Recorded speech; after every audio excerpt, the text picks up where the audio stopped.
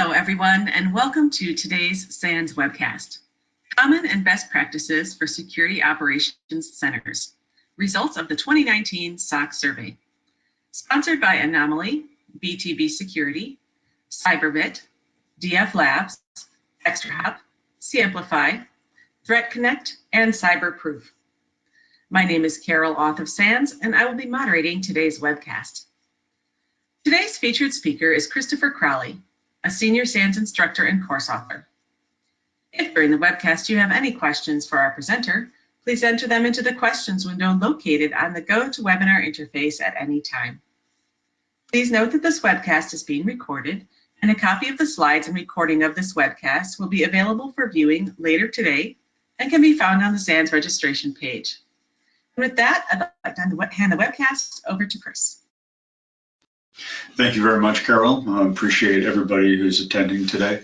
I'd also encourage everyone in attendance to download the survey itself and read it as well.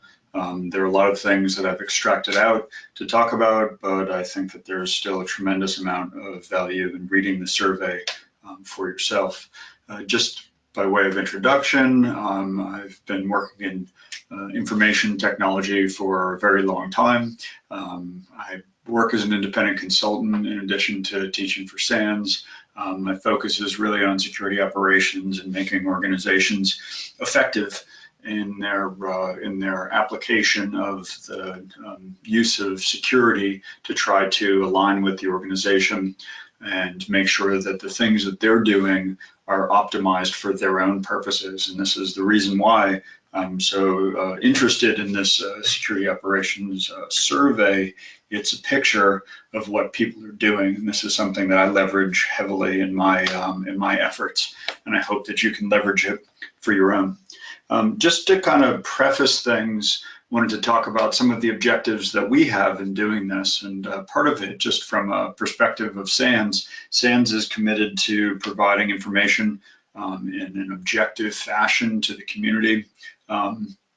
We are trying to basically provide historical data so that people can, over time, get an understanding of how cybersecurity is changing, help them best as we're able to project on what they can do in order to make things better for themselves, but then also provide that sort of basis of collection of information in an impartial way. And even though the survey is sponsored by a number of companies, which we thank very much for their sponsorship, I take it as a specific effort, and the entire team takes it as an effort to make sure that what we are presenting is objective. And so there's a little bit of that will come through in what I'm talking to. I'm not calling out specific vendors' technologies. It's just this is what people are acknowledging that they utilize. And I think that this is an important thing for us to realize, that we need to both acknowledge the importance of the vendors, but then also make sure that we are focusing on the things that are important and key takeaways. So for those of you with short attention spans, I look at the sort of YouTube video things and stuff that I've posted, and people tend to listen for about 3 or 4 minutes. So I'm coming up on the threshold of when people's attention is going to expire. So let me put this sort of bottom line up front. Details of the data.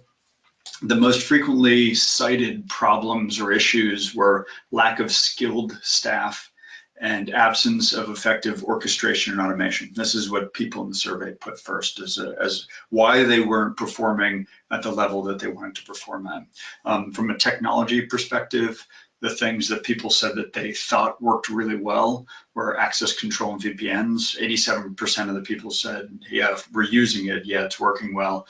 And what people said wasn't working well was artificial intelligence and machine learning.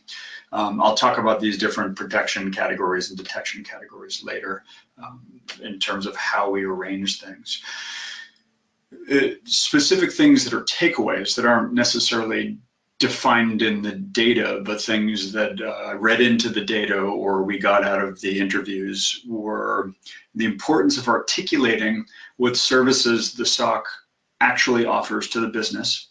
The importance of focusing on the development of use cases, and that is the application of your security capability to things that concern the organization. The challenge of having skilled staff is basically the solution is retention of your staff through training and growth and making sure people are feeling rewarded and providing pathways for them to actually continue to develop those skills that you need. Another key takeaway was that external parties are really important to leverage strategically, but not blindly. And then the other thing in terms of a value proposition of your capability is make sure that you're leveraging and building constantly the relationship with your internal IT, or if you have network operations center that's sort of a partner to your security operations center, to develop that relationship effectively. So just to give you a picture of who it is that responded to the survey that we're basing the information on, a couple of summary pictures here. Mostly North American and European companies. The overall number of responses to the survey was 517, and I really appreciate the synchronicity of that particular number. It's a meaningful one to me. And so from the people that responded, most of them were based in North America. And so 293 of them said that their headquarters, their company, was based in North America. Europe trailed that by a substantial margin. We also asked people where their operations were, and while most were headquartered in the US, there were global operations. We asked people what industry they were in.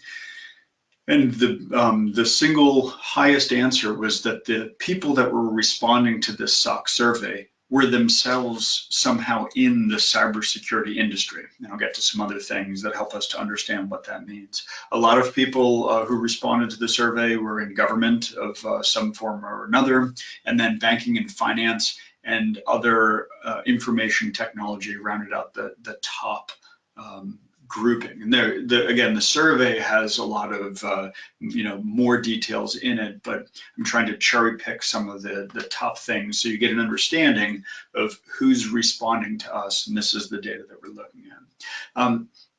It's interesting that most of the organizations that responded, that I'll say the highest number of organizations that responded, were small companies up to 1,000 people. And yet we had a large number of very large companies responding, more than 50,000 people. So just again, thinking about these numbers and the representation of what this data actually shows, you need to bear in the back of your mind what we're dealing with from an organizational perspective and the size of that organization when you're trying to draw parallels between this data and your organization.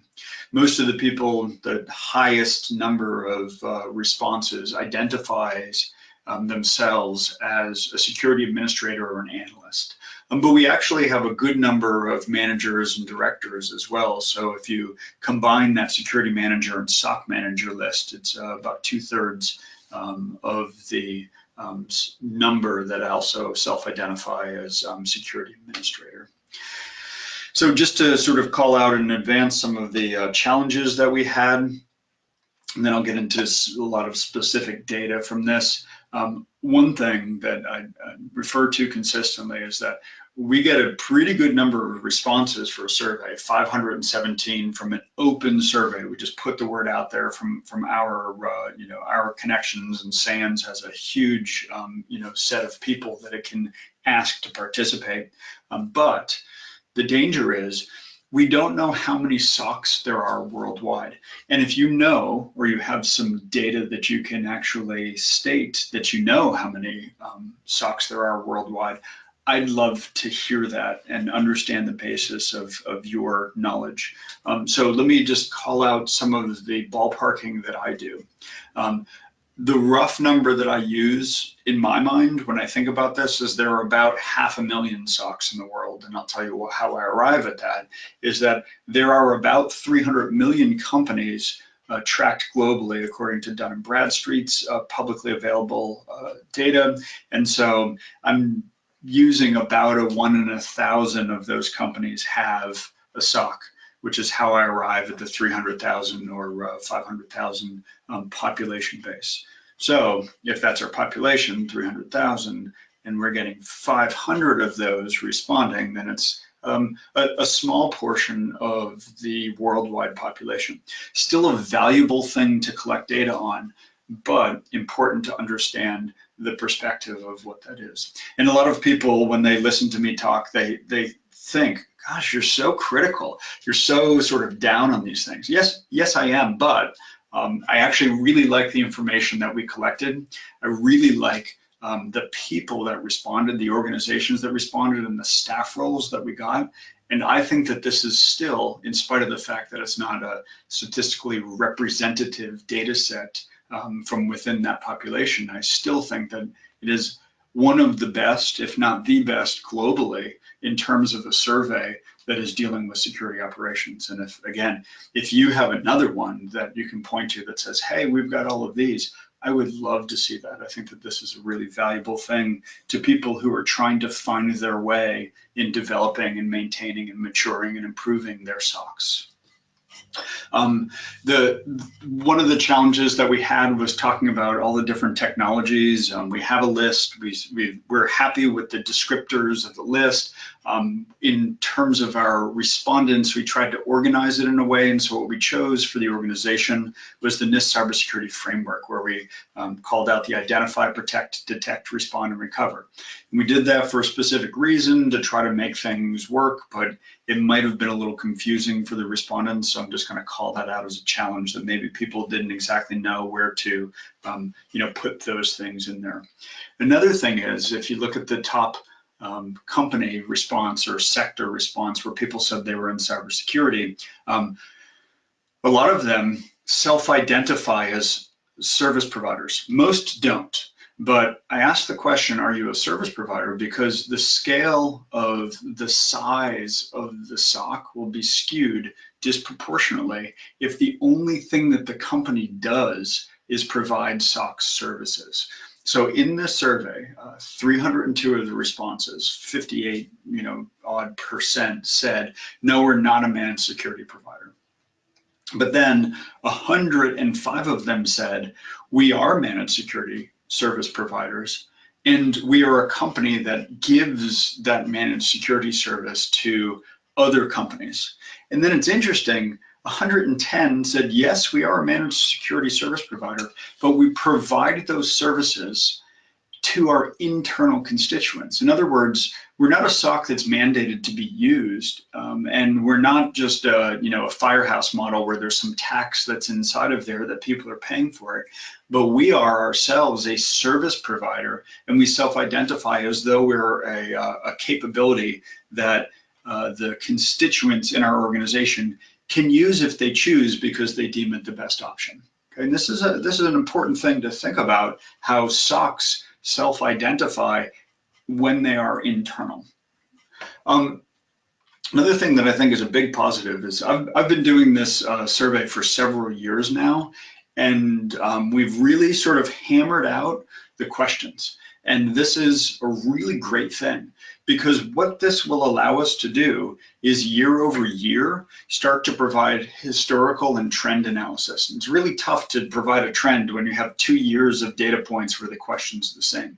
But now we're starting to have 2 and 3 years of data points, and next year it'll be 4 years in some cases of the same question. And I think that this is phenomenal. And the thing that I want to do to make this even better, to really strive for excellence in this case, is to over time start to track individual organizations and get them to come back year over year and see how they are changing. And I think that this will be immensely valuable to our community if we can do this. And so this is a call to action. It's really a request on my behalf, is would you please, if you're listening to this survey, make sure that you tell your coworkers, make sure that you tell other people in the industry to participate next year. This is something that we want to continue to grow the numbers and make sure that we continue to grow our in-depth interviews, and I'll talk about them a little bit later.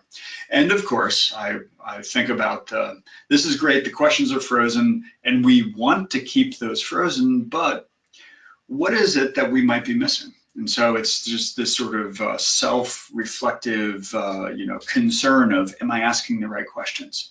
And if you think that there's another question or there's a change that would improve the questions, we want to hear from you.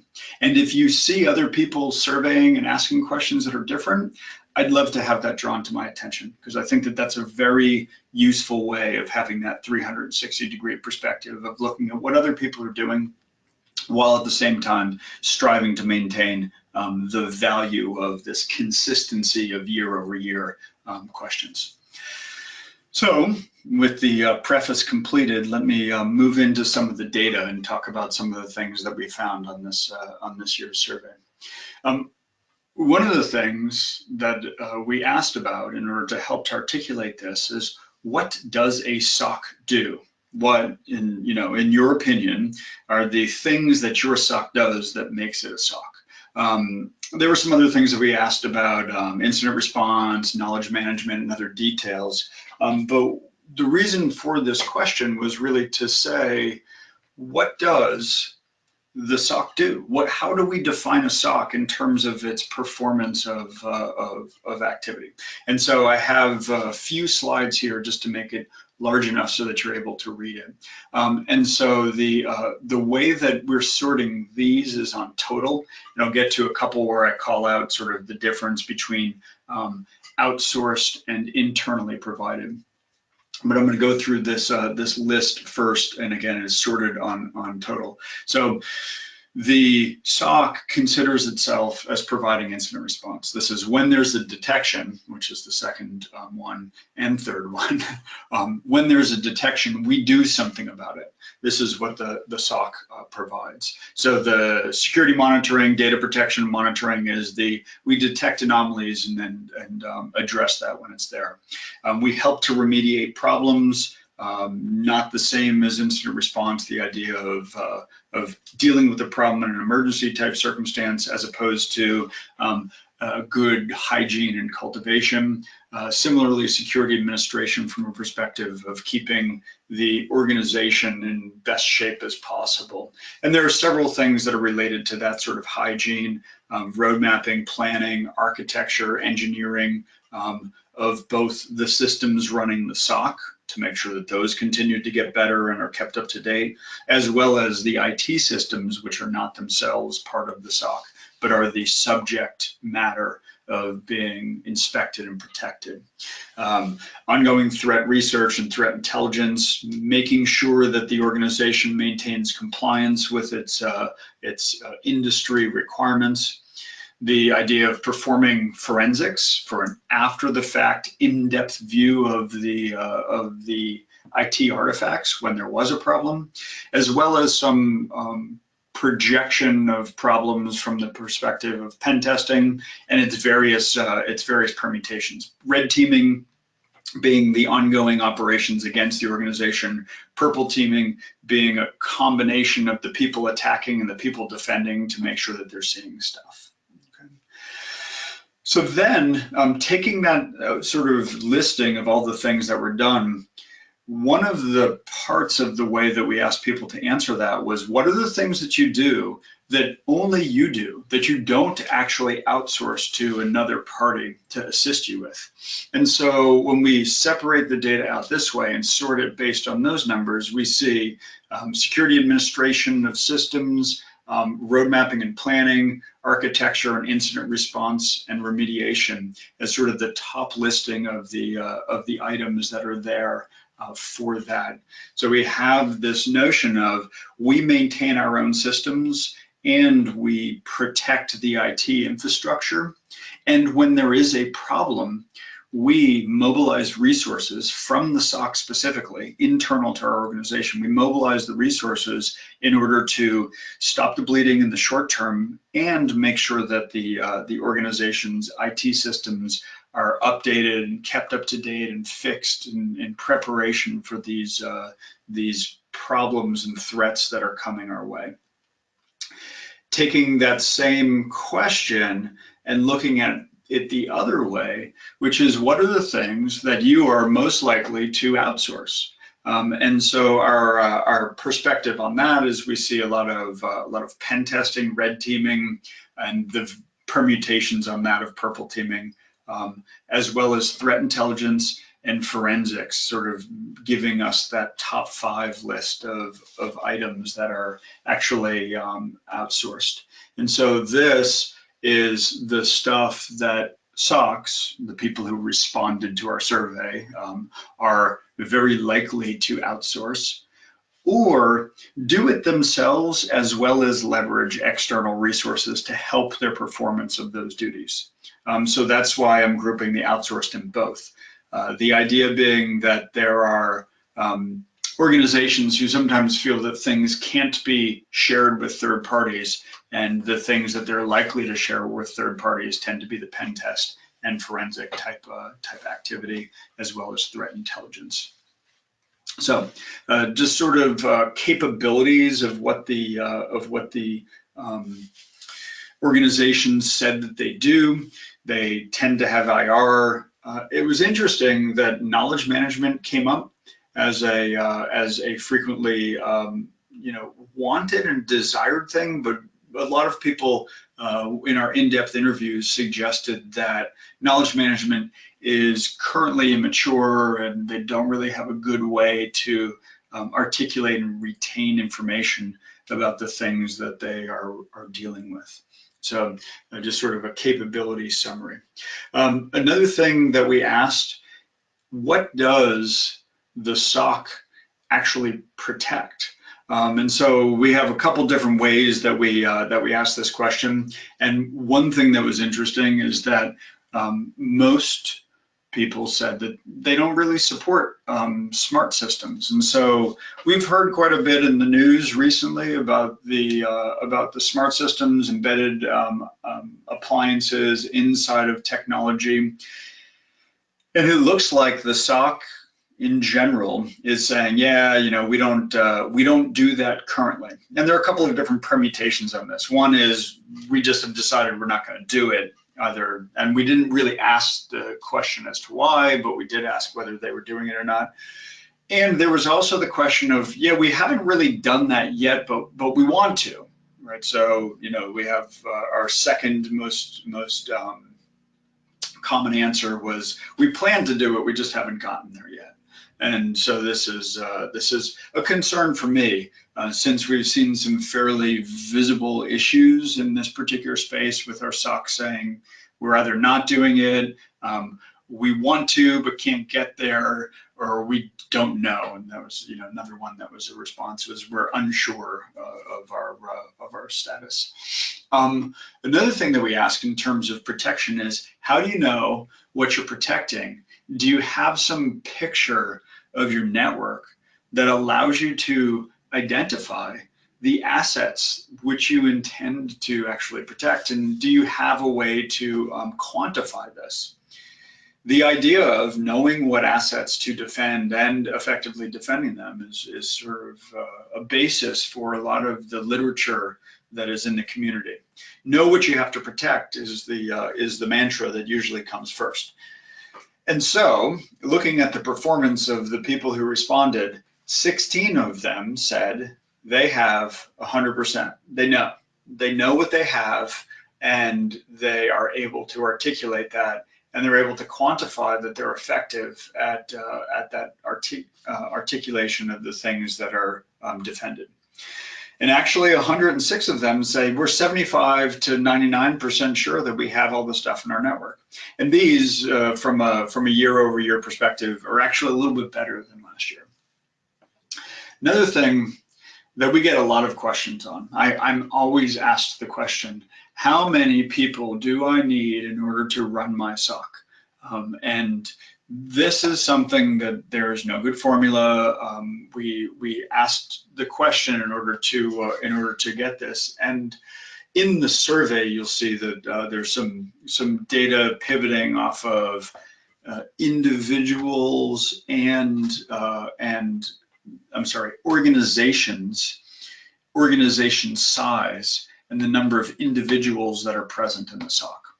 And so when we asked this question, we asked it in two forms. One is, how many analysts do you have? How many people are looking at the data and then determining that there are problems or doing incident response or whatever those things are that the SOC does. And so the most common answer by far was the size of 2 to 5 analysts available in order to do this work. And we actually sort of scaled this out. It's not exactly logarithmic, but if you look at 2 to 5, 6 to 10, and then we start to grow the boundary 11 to 25, 26 to 100.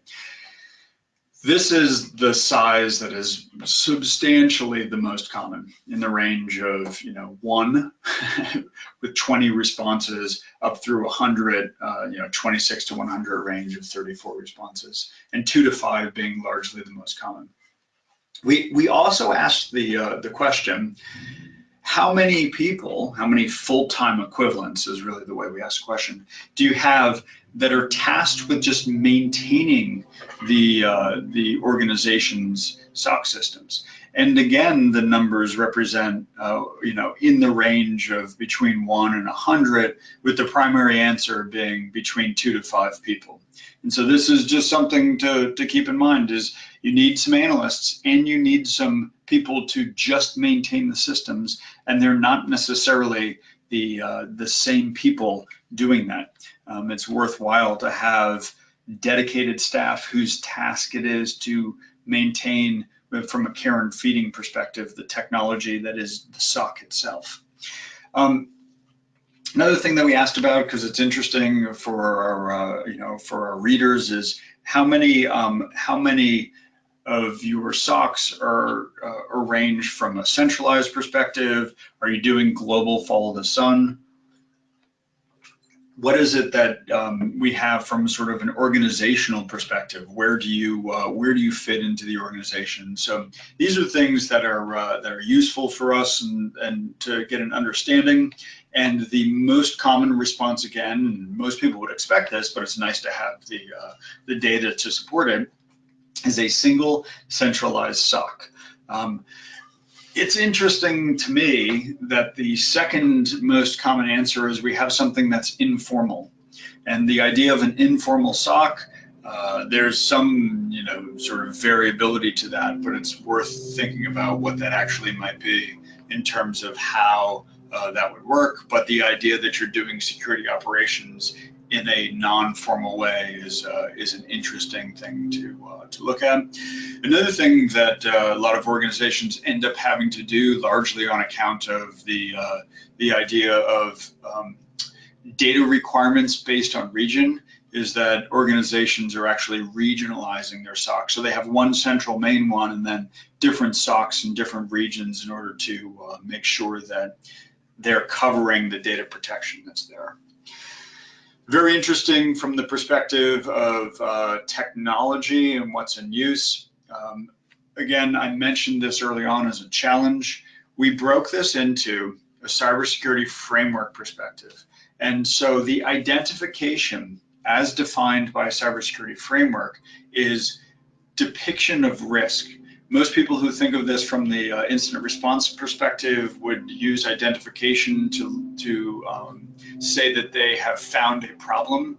That is not the way that the NIST CSF uses it. Identification is understanding, identifying, and managing risk to the assets that are present in your information systems. And so the most sort of common answer here was log management, where there was satisfaction. Log management also slightly eclipsed some of the other ones. So this question asked, not only do you use it, but also how satisfied are you with it? And so asset discovery tools, inventory tools fall into this category.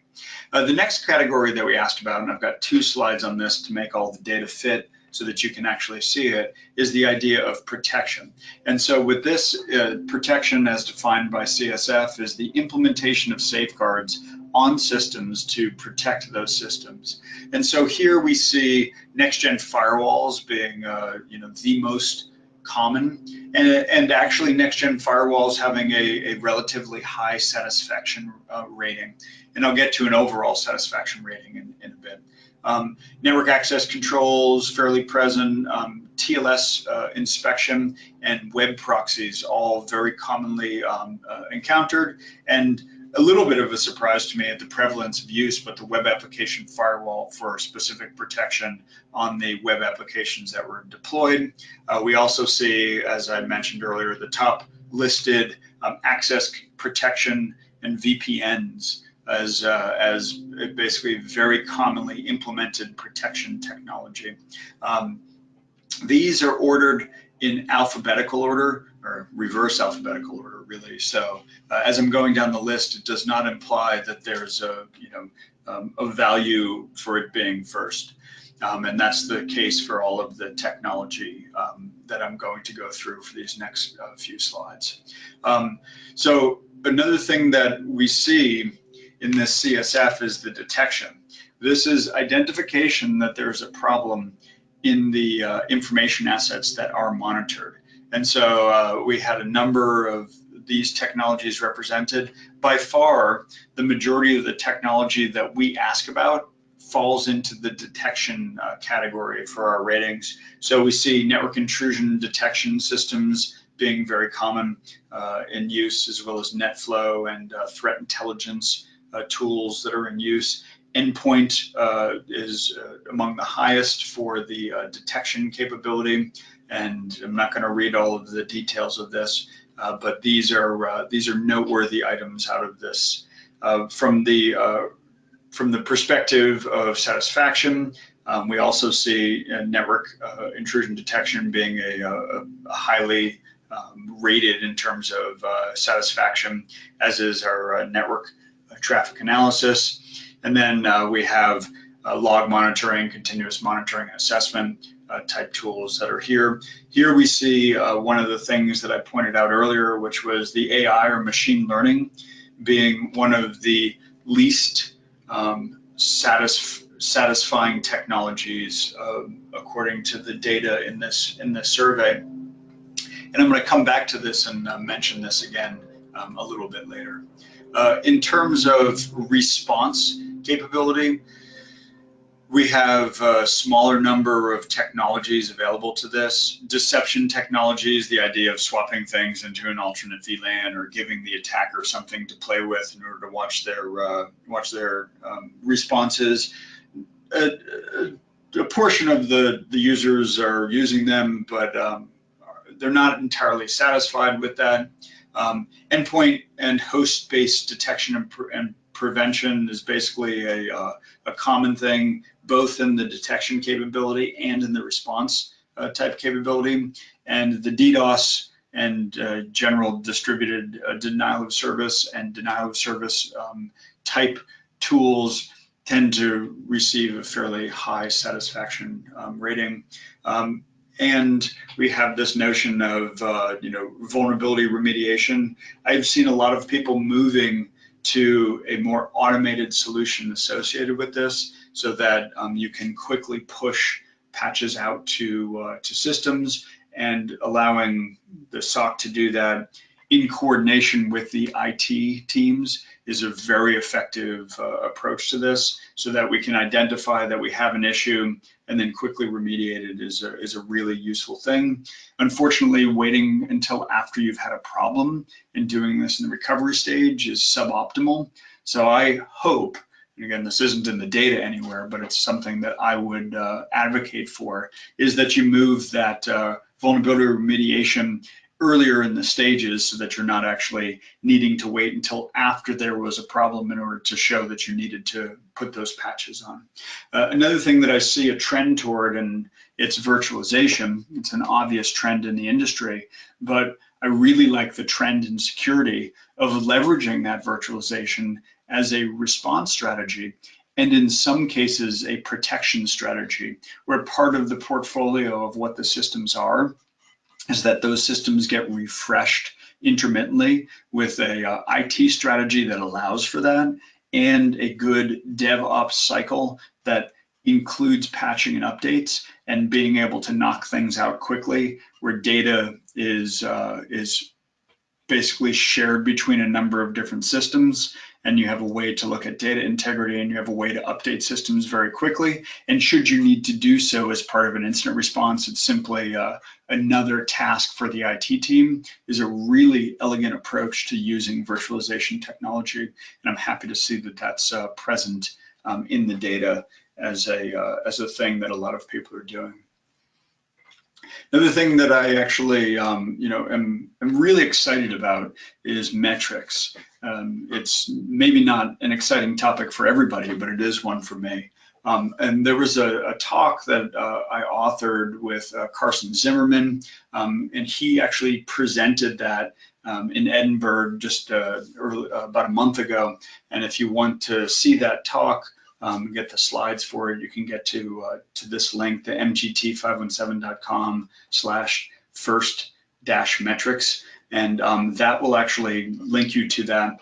I don't want to go into the details of it now because it's fairly involved, but metrics are an incredibly important thing for a SOC to use. And so I'll show you what the questions are in a moment for this.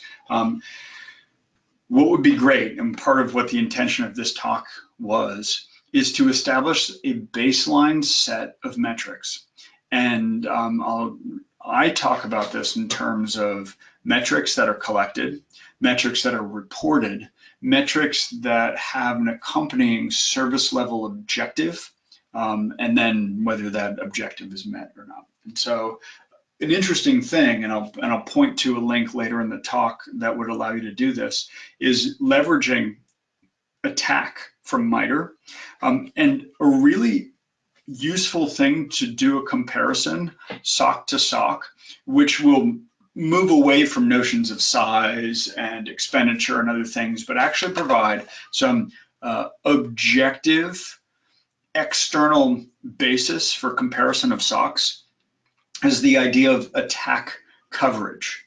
And if you can take the attack matrix and go through and say, yeah, we have coverage on these different things, and there's a rating system for doing this, and there are tools that will help you to do this too, and then compare that to your peers' SOCs, that would be a useful measure to be able to say that you're doing what other people are doing. And then you can leverage that with your management to look at, hey, we're not covered here, should we be? And maybe you make the decision you shouldn't be. Okay? So that's something that is sort of my opinion, and I'll go back into some of the data here. The question was asked, does your SOC provide metrics? And 163 of the 286 people said, yes, we do. And that to me is, again, and this is my opinion, saying only 57% of the people said yes. 43% of the SOCs said either no explicitly or said no implicitly by saying, I don't know.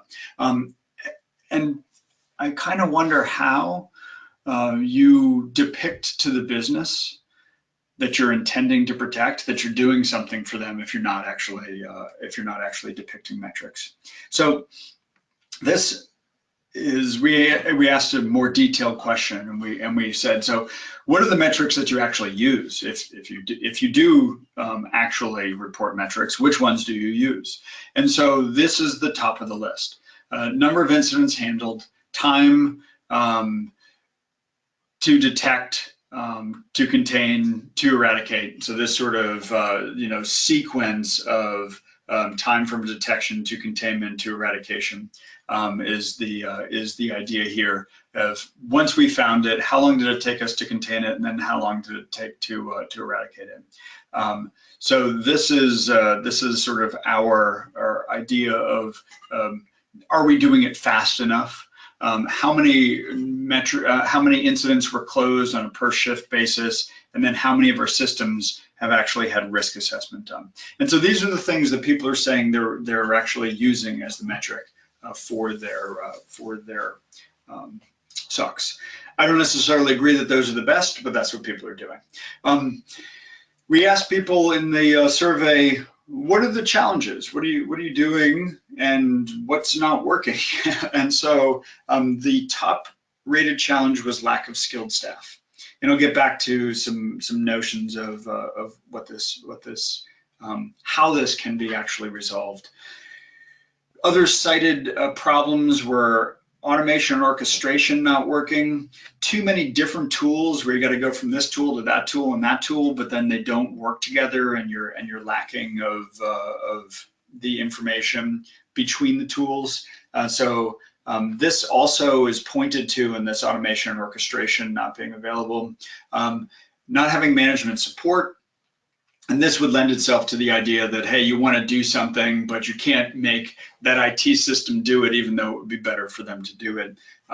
Not having good visibility across the entire enterprise, not having your own processes in order, and not having processes and playbooks and so on, or another list of problems that were there.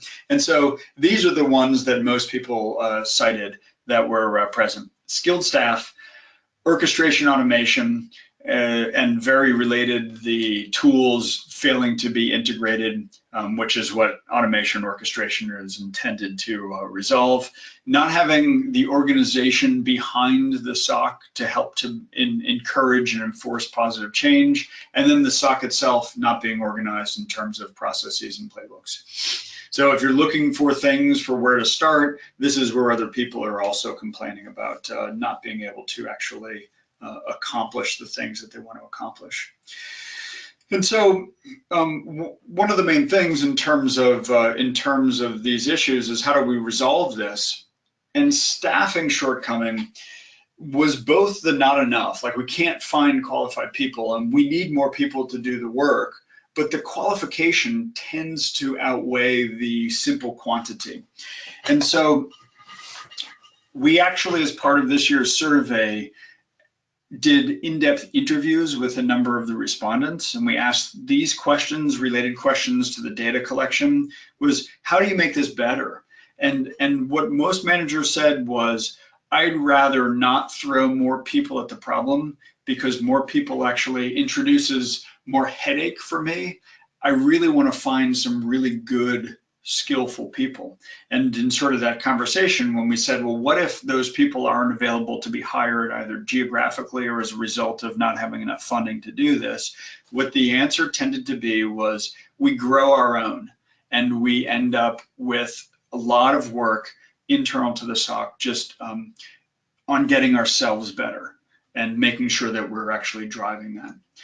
And so this notion of growing our own, as well as reaching out to the business to get support and to actually encourage a better alignment with IT is something that was frequently cited as resolutions to these shortcomings.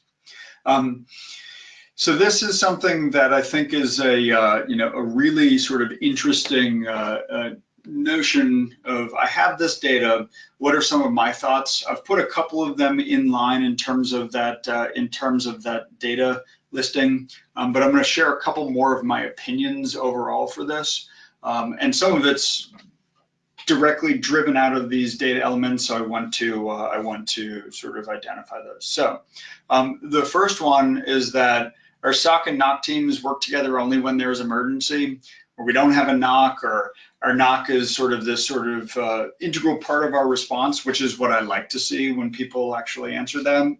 The idea that you don't have direct communication, that you aren't well integrated, that to me is an area where you could make tremendous growth and maturity in your organization. So most SOCs and NOCs, according to the data that I saw, don't integrate well. There isn't an opportunity for data sharing and effective workflows. So my suggestion to you, based on what I've seen out of all this data, is spend time making sure that you're sharing the tools in a way that allows the maximum visibility that is tolerable.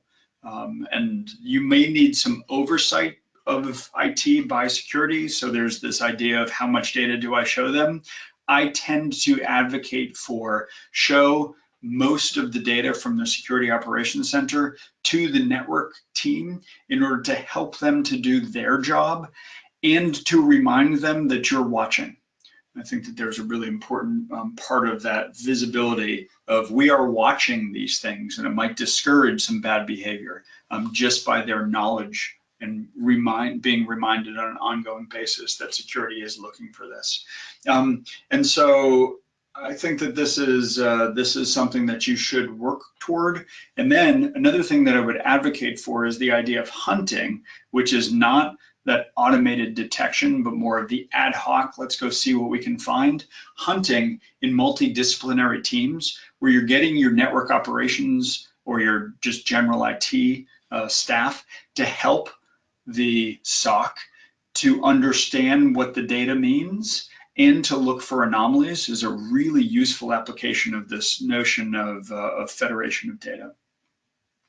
Another thing that comes out of this to me from our question 11 with the idea of the maintainers who are actually there is make sure that you have a very clear plan on how you're going to maintain and update and improve the IT systems that form your SOC.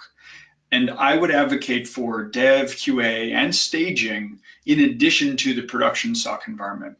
And most people will say, Chris, you're crazy. You'll never be able to get to that point.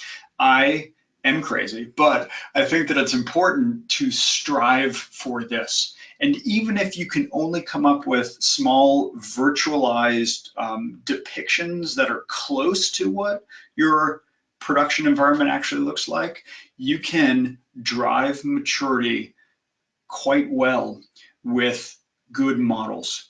And the dev QA stage mindset is something that your SecOps or your SOC needs to embody. You would expect this from your IT team. You would expect this from your cloud providers.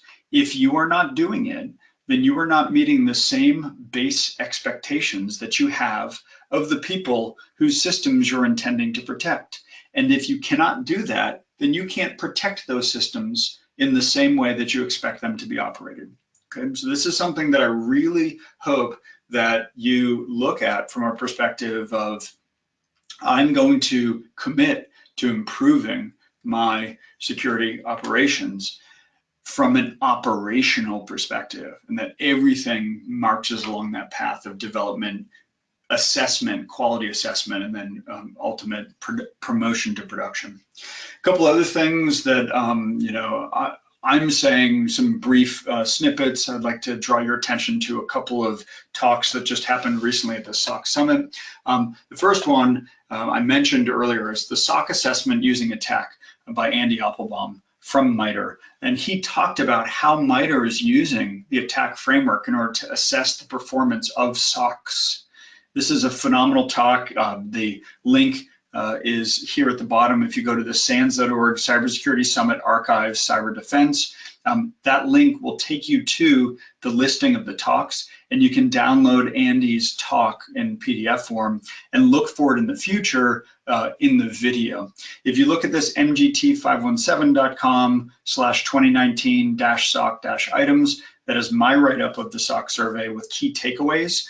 And I will be updating that as videos are actually released on YouTube so that you can see these talks and the speakers in addition to downloading the PDFs of their talks.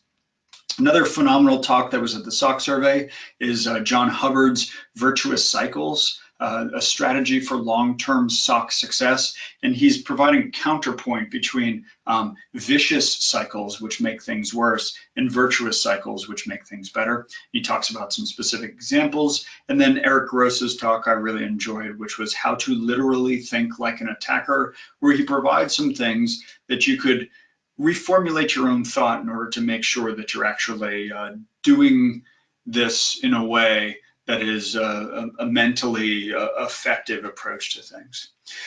So people tend to ask when I have data for me to speculate on what I will see in the future. And I'm not really fond of that. I tend to say, here's the data, here's where it says, what it says, but I'm going to provide some future speculation nonetheless.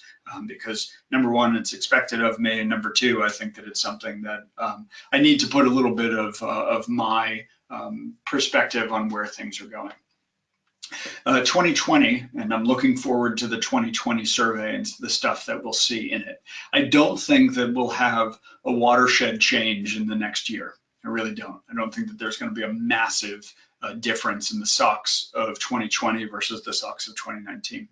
But what I do think I'll see is that there will be the orchestration and automation. I will see some uptick in the satisfaction around orchestration and automation. And I think that there will be an uptick in the satisfaction as reported in the technology. And I think that there will be a corresponding decrease in the number of people who say that they're unsatisfied by this.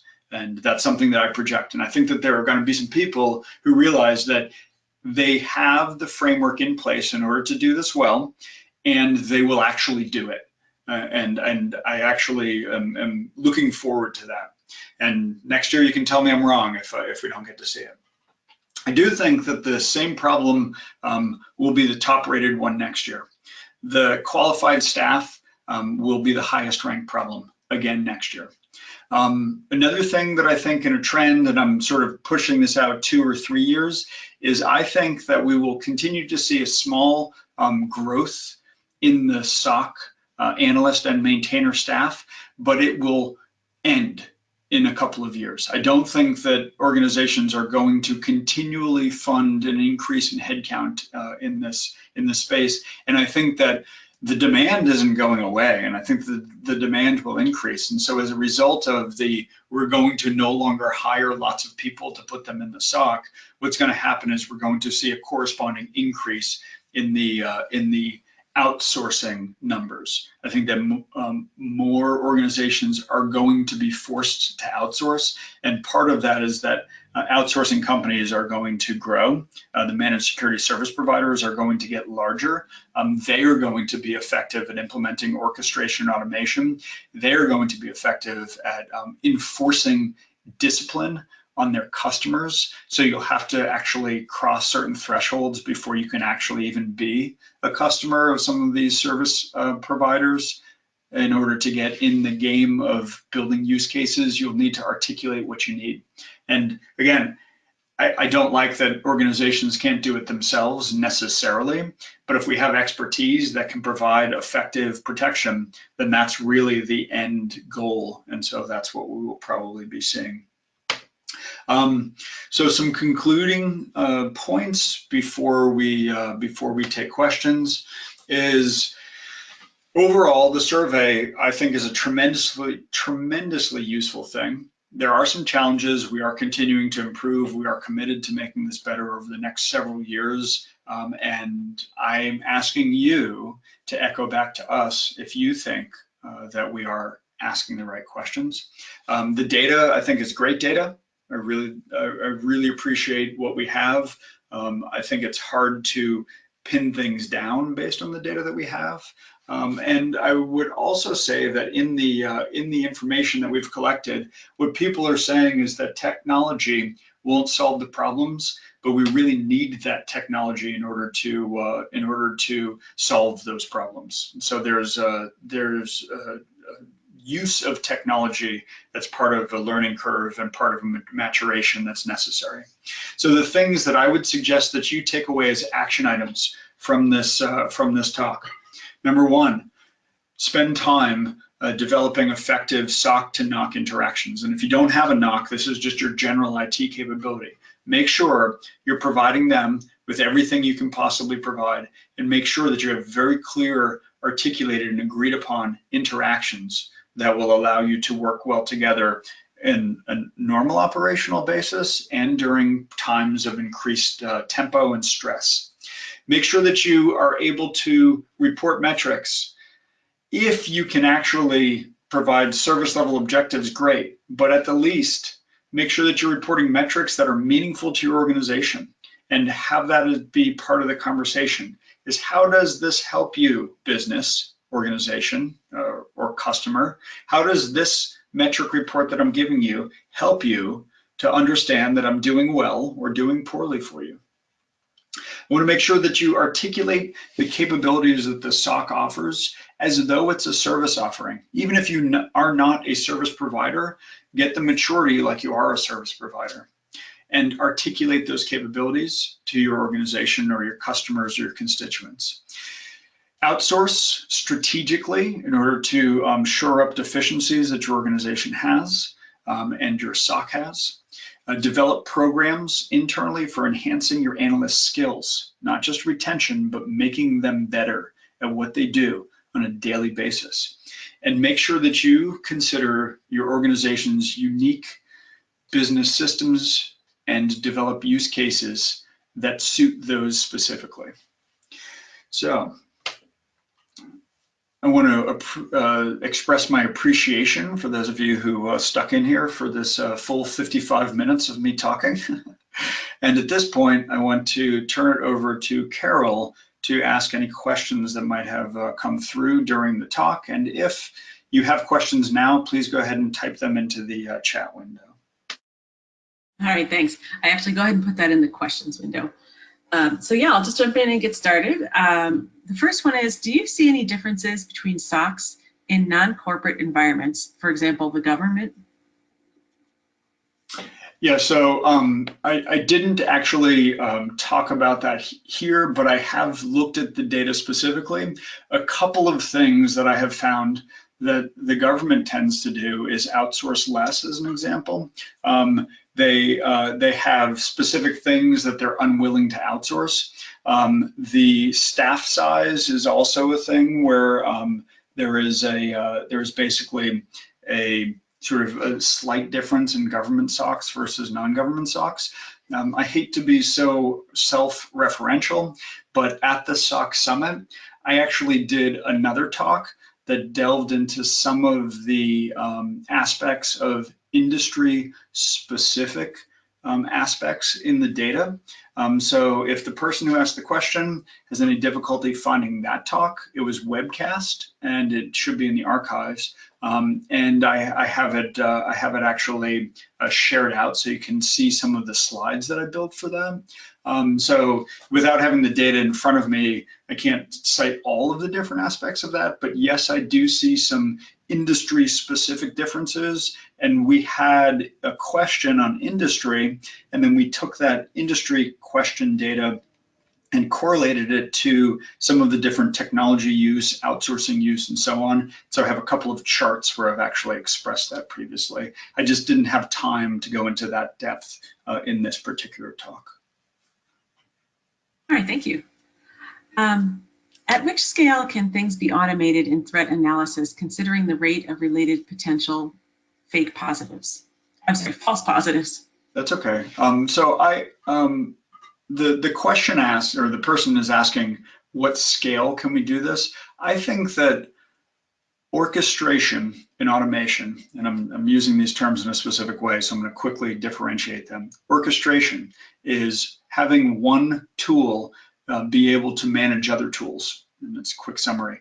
Automation is having decisions made about what actions to take.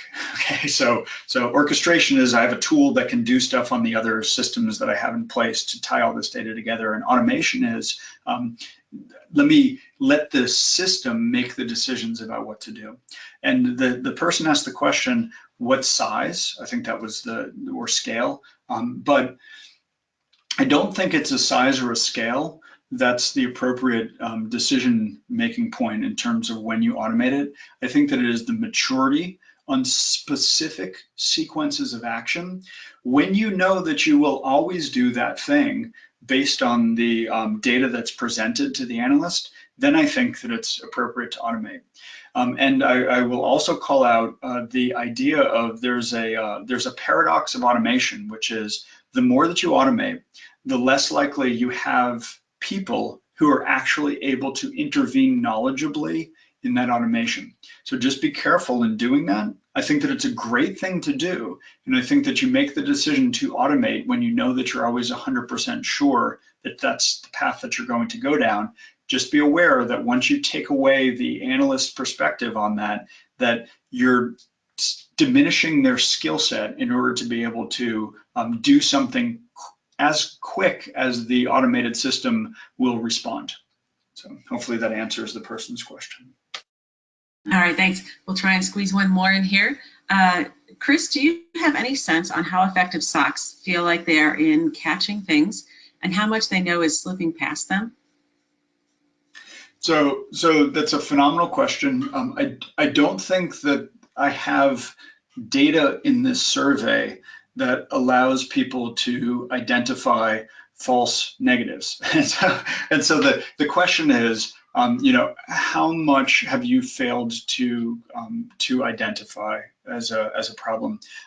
There's nothing in the survey specifically that asks that question.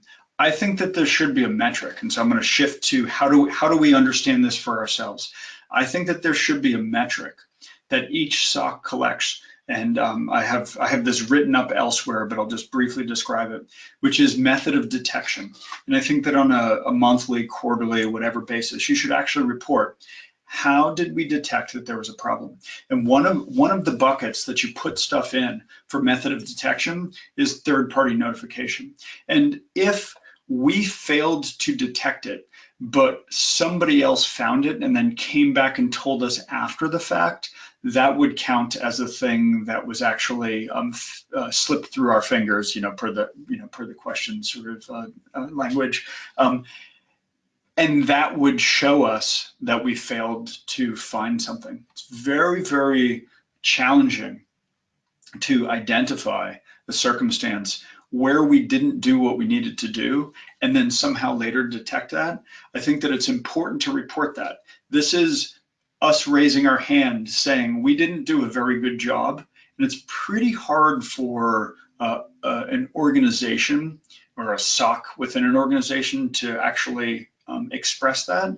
I think that you owe the business that metric. And again, if the specific, the person who asked the question specifically wants to follow up with me, if they can't find that that talk that I've given on metrics and the related information, they can contact me on Twitter or however through SANS in order to basically get that particular list of metrics that I would advocate. All right, well, that is all the time we have for today. So those of you who have submitted questions that we have not gotten to, and anyone listening to the recorded version with questions, feel free to send them to q@sans.org. Thank you so much, Chris, for your great presentation, and to Anomaly, BTB Security, Cyberbit, DF Labs, ExtraHop, Camplify, Threat Connect, and Cyberproof for sponsoring this webcast, which helps bring this content to the SANS community. To our audience, we greatly appreciate you listening in. For a schedule of all upcoming and archived SANS webcasts, including this one, please visit sans.org/webcasts. Until next time, take care, and we hope to have you back again for the next SANS webcast.